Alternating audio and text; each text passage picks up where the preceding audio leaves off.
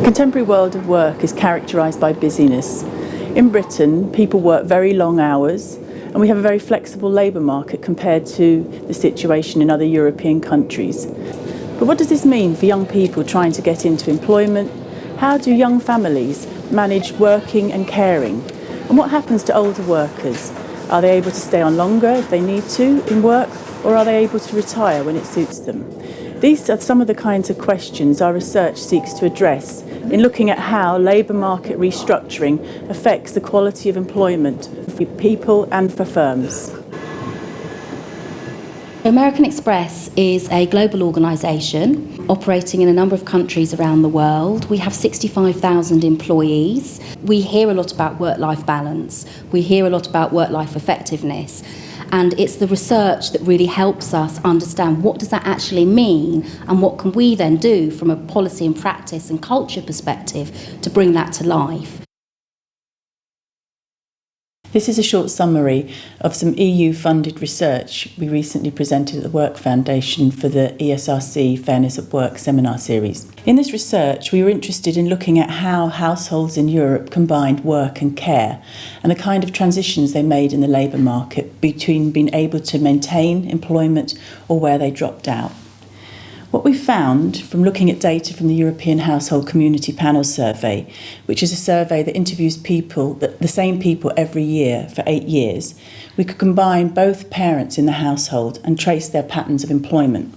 What we see here for Denmark is this red block represents households where both parents are working full-time. And as you can see, there's quite a big chunk of Danish families are able to work like this. This orange block up here is where only the man is working full-time and the woman is a traditional stay-at-home mother.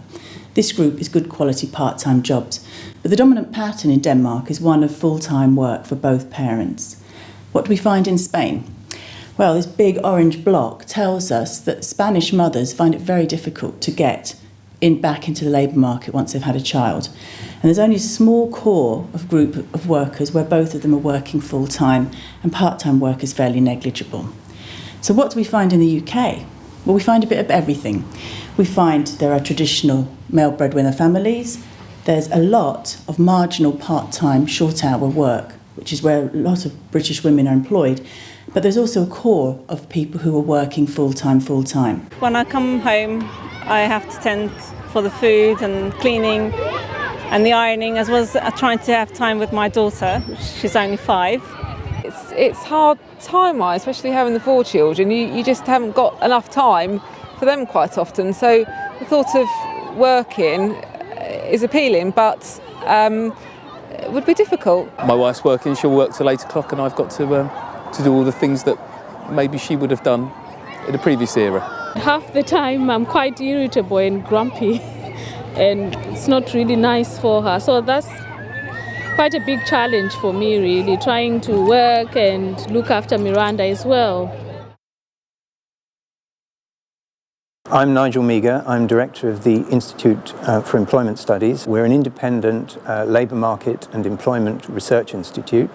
Transitions in early life, particularly early working life, can be very important because those are the ones which can lead people into a trapped section of the labour market. They can leave scars which affect them for the rest of their lives. A key issue at the moment is that although everybody praises internships, traineeships, work placements, there is little research done to look into the quality of such schemes for young people.